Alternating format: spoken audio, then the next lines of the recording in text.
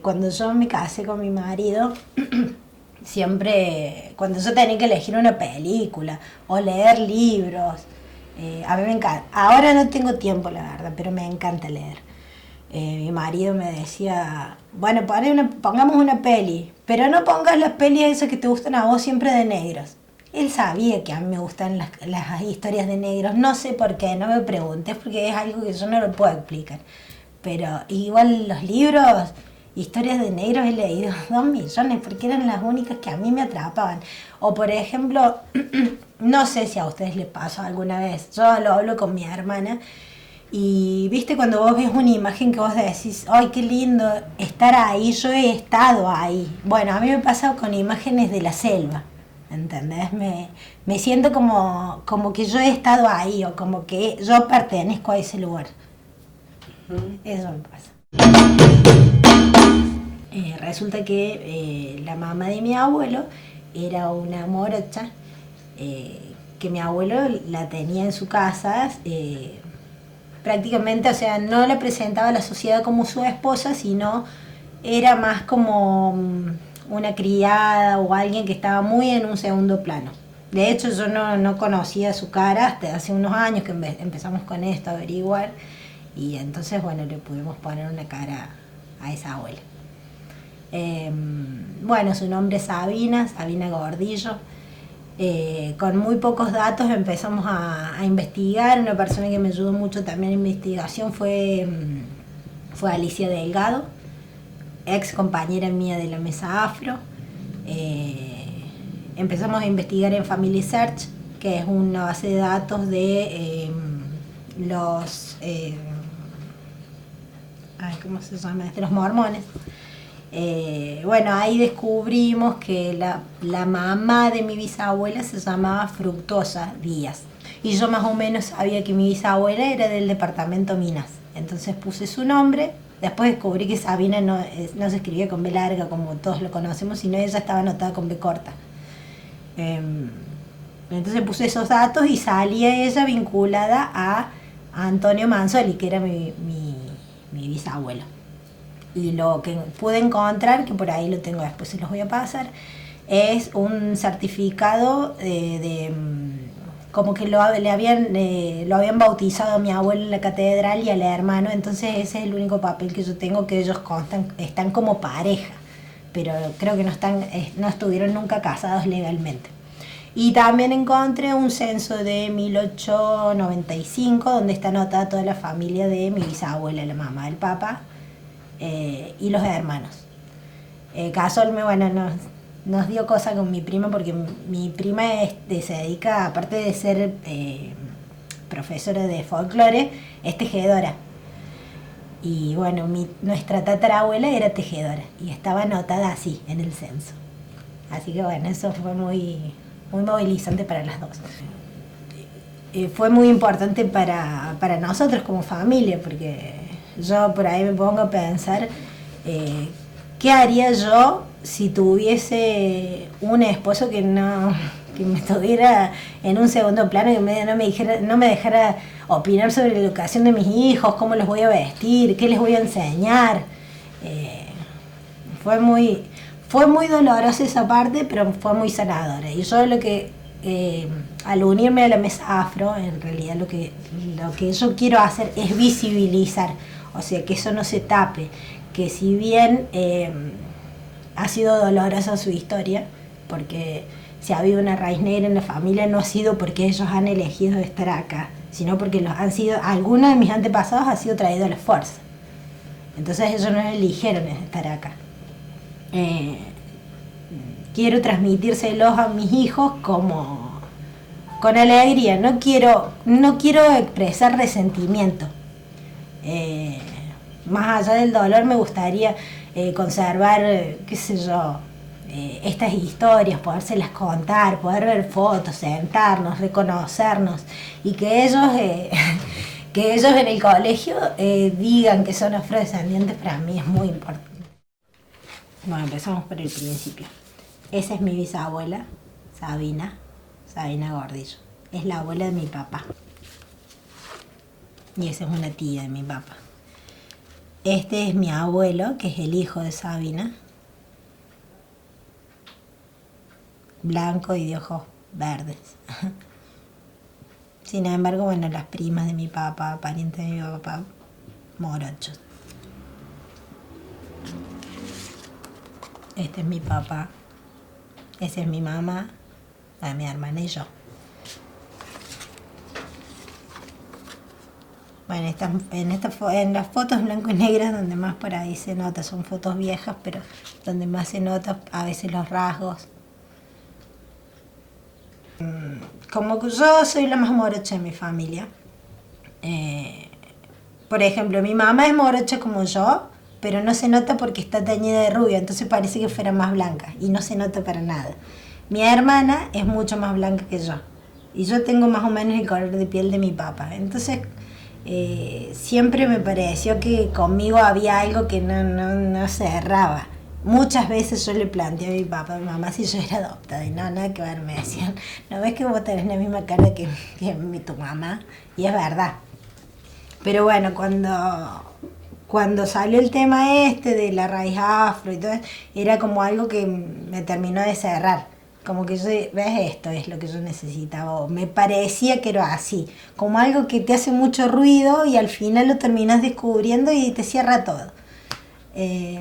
Eso sentí realmente. Pero en mi familia siempre hubo mucho amor entre nosotros. Mi papá hasta el día de hoy me dice mi negra. Y no, yo no lo siento como algo ofensivo. Mis amigas también, en el grupo yo soy la negra. Mis primos, mis amigos. No, como siempre me han tratado con mucho cariño, con mucho amor, con mucho respeto, yo no tengo, la verdad, no tengo resentimiento con eso. Por supuesto que alguna vez me deben haber dicho, mira esta negra de mierda, pero como ha sido tanto el amor que me han dado, la verdad que a mí me resbala. Y bueno, por lo general yo hablo mucho de este tema con parientes, allegados, y vos te das cuenta, vos vas sembrando la semilla y vos te das cuenta de dónde preso, ¿entendés? Hay mucha gente que te dice, ah, sí, mira vos, y te corto ahí nomás. Y hay gente que sí se interesa.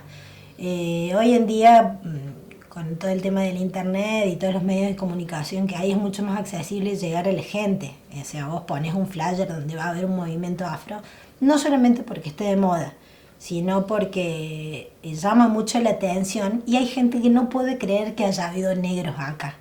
Y sí los hay. Y hay mucha gente, por ejemplo, que espera ir a un encuentro de la mesa afro y encontrar todos africanos. Y no, los afrodescendientes somos otra cosa. Los afrodescendientes somos gente de mi color de piel, o rubia, o de ojos claros, con apellidos italianos, con apellidos españoles. Somos como una mezcla de todo. Pero lo que más tira es eso, porque es lo que más se ocultó. Me parece que es por ese lado. A mí lo que más me hace tener ganas de visibilizar es que no quiero que haya una parte de mi identidad que se tape, que se oculte, porque eso también es ser yo. Entonces yo quiero mostrarlo a la gente y quiero mostrárselo a mis hijos. Bueno, aprovecho para invitarles esta noche al tercer sector en Barrio Güemes, pasaje Rebol 52. Ahí nos espera José Montenegro y por supuesto la mesa afro para que celebremos el 8 de noviembre, que es el Día del Afrodescendiente.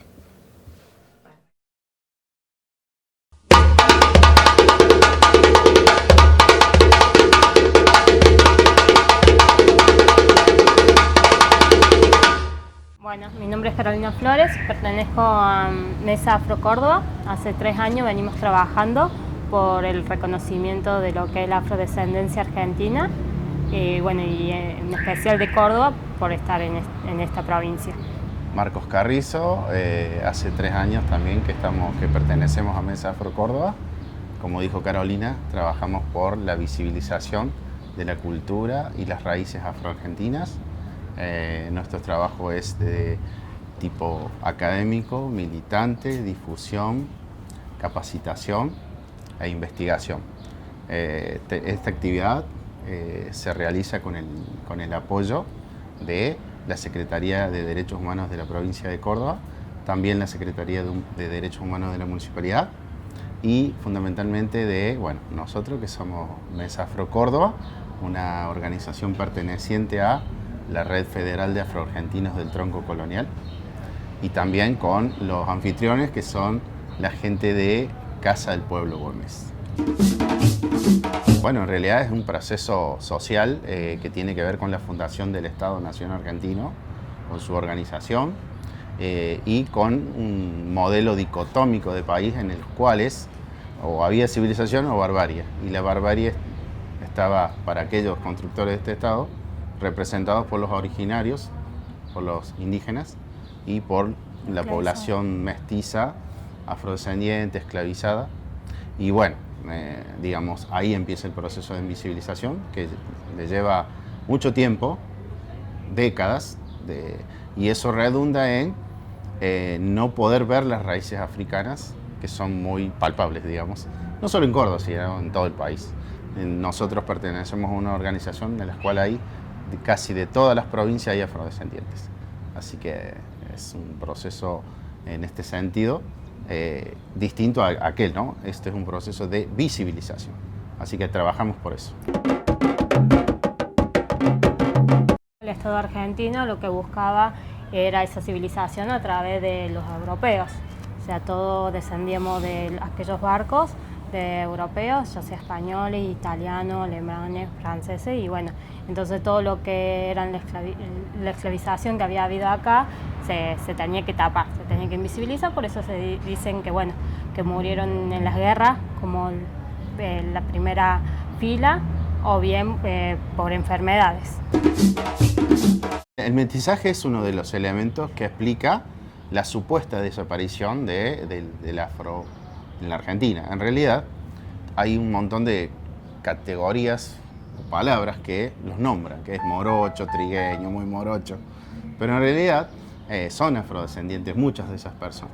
El tema es que, bueno, si no se trabaja desde la escuela, si no se capacita, si no se enseña en las aulas que hubo una historia ligada al esclavismo en estos territorios, si no se trabaja y se cuenta que hubo comunidades negras en todo el país, bueno, la gente no sabe y cuesta autoidentificarse.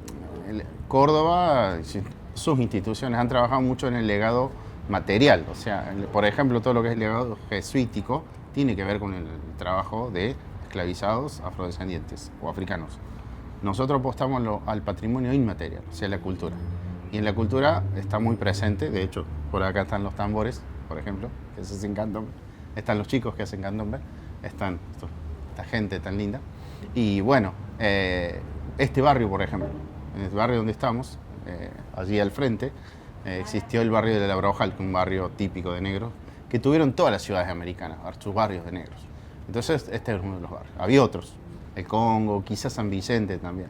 Entonces, bueno, digamos, los censos coloniales y del siglo XIX hablan de mucha presencia afro, entre un 40 y un 50%. Y claro, hoy en día no se registra casi a la población con datos étnicos, pero podés verlo en la calle, en la cultura, en la religiosidad, en la cosmovisión, en los ritmos, por lo tanto en la música y en toda una serie y en las personas en definitiva, ¿no?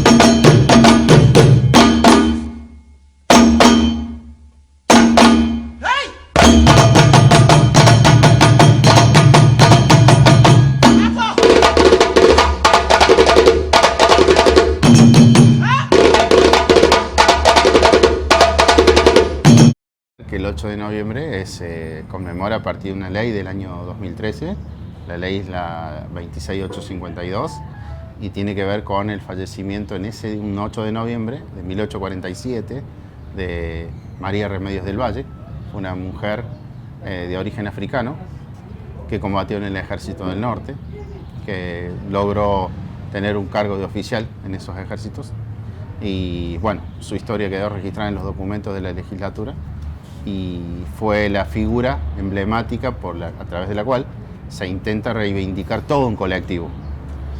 lo interesante es que también reivindicamos a través de esa mujer a mujeres que participaron en las guerras de independencia.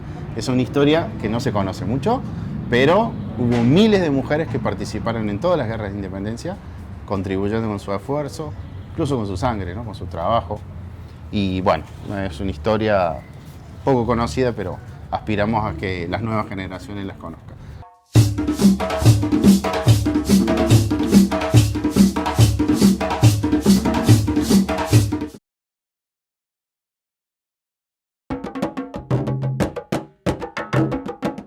Por ahí la gente tiende a pensar lo afro como algo exótico, como algo que es normalmente importado, que puede ser brasilero, uruguayo o es netamente africano. Y en realidad lo afro, aquí en Córdoba en particular, en Argentina en general, está relacionado con la música que nosotros conocemos como folclórica. Hay otros países que no tienen problema en relacionar la música que tiene este ragambre con lo negro, con lo africano, con lo afro, que quiere decir aquello que es africano o que tuvo un origen africano, pero que se ha generado aquí sin conciencia cierta de a qué cultura de África pertenece. Por eso hablamos de lo afro. Y cuando se trata de nuestro folclore, como estas músicas que yo comentaba, la samba, el gato, la chacarera y tantas otras de ritmo similar, nosotros nos relacionamos con que se trata de una vertiente cultural africana que nos está dando identidad. Siempre se piensa en Europa, en algún lugar de Europa, se piensa lo originario, que es originario y tiene de europeo. El tema es no negar que también lo africano nos compone como cultura, que nos está dando identidad. Esto está difícil de aceptar todavía, está difícil de charlarlo, porque tiene muchas sensibilidades por las connotaciones negativas del tema negro. El término negro todavía sigue siendo utilizado como un insulto. Cuando podamos superar la etapa del insulto, cuando se puedan solucionar los dolores de las violaciones que implican haber esclavizado tanta gente, nos va a ser más fácil reconocer que hay elementos de nuestras culturas que son africanos. Nos vamos a poder amigar con ese abuelo esclavizado, con esa abuela traída del África para cualquier tipo de uso. Cuando podamos superar eso, vamos a tener una identidad más sana como sociedad y tal vez ciertos problemas como la discriminación particularmente van a ser superados. Por lo menos ese es el deseo y ese es el trabajo que llevamos adelante con la Mesa Afro Córdoba. En realidad me pasa como a otras compañeras que uno nace en una familia donde la mamá es muy blanca, los abuelos maternos son muy blancos y son italianos, y por el otro lado mi padre, que totalmente negro, pero jamás se reconocieron ellos como afrodescendientes, ya que mi abuelo paterno era peruano. Una tía mía hace muchos años atrás hizo el árbol genealógico y ella comentó que había encontrado dentro de la rama paterna, por mi abuela, a un negro. Bueno, los rasgos y todo, no tenía yo más que identificarme. Sufrí muchísimo durante mi niñez porque fui criada en un ambiente de italianos, entonces era la ovejita negra de la familia. Ya siendo mucho más grande, sentí ganas de empezar a ubicar los rulitos, el tono de piel y bueno, así fue que me identifiqué con la parte negra de la familia. Mi trabajo actualmente está en el rescate de técnicas textiles elaboradas y trabajadas por manos africanas. Tengo un proyecto, ya he rescatado una técnica que fue presentada en el mes de marzo acá en el Museo Iberoamericano. Es una técnica que se llama fusico. Y bueno, estoy ahora tras los pasos de los tintes utilizados por los afrodescendientes aquí en Argentina y en Córdoba. Y estamos trabajando en eso, no tan solo rescatar así la esencia del trabajo de la mujer cuando ya, digamos, no estaba esclavizada, o bien en los momentos que tenían libres y que podían hablar. Esta técnica del fusico en realidad era una reunión de mujeres donde se sentaban a trabajar, a remendar y a chusmear de lo que había sucedido durante la semana, el mes y todo eso.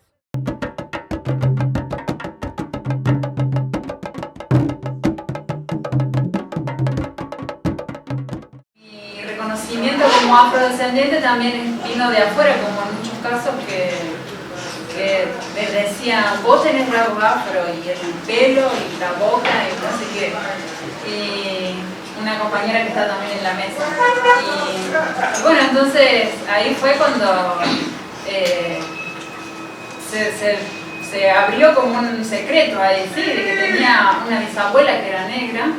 Lo que pasa es que había sido hija de una negra con el patrón de donde ella trabajaba. Entonces también había como una doble problemática ahí, ¿no? De que no había sido reconocida por el padre, que era la hija de la sirvienta, que era negra. Y después, como que también en nuestra zona de Punilla, negros son otros o hubo antes, pero uno mismo no, hasta que viene ese reconocimiento. Y para mí es un orgullo, como que nunca tuve conflicto con eso. Cuando me dijeron eso me dio alegría también, porque era también como entender un montón de cosas, porque a veces uno tiene afinidades con el ritmo de música, con los colores, con cosas de la tierra, y es como que piezas de rompecabezas encajan. Y ahí en el transcurso del seminario Marta me dice, bueno, al final me dice, bueno, mira, tengo novedades de tu caso, me dice, yo así, realmente para mí es muy movilizante el tema, y me dice, tengo novedades de tu caso, no estoy totalmente segura, pero bueno, encontramos a la mamá de tu bisabuela en una estancia, era tejedora. Bueno, yo ahí, así como se me pone ahora la piel de gallina, siento que me traspasa el tema, que realmente así me traspasa los huesos. Volví a la casa de mi mamá a contarle, mi mamá no podía creer también toda esta historia así, de esta cuestión.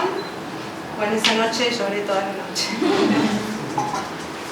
No sé, una mezcla terrible de sentimientos, de sensaciones, cosas que me pasan. A mí, yo no tengo la piel oscura, me pasan muchas cosas que creo que tienen que ver con eso. La verdad que no lo tomo como algo malo, sino con una alegría terrible, ¿no? Realmente saber los orígenes, conocer de dónde, cuando viene uno o su antepasado, la verdad que es muy bueno. O sea, yo no sabría decir específicamente dónde, pero seguramente de algún lado del África, seguro algún antepasado mío ha salido de allá y bueno. Che, veo una foto, entonces me empieza a ver fotos nuestras. Tu abuela es africana. El pelo, la cara, la nariz, la boca, o sea, todo. La abuela, qué raro, bueno.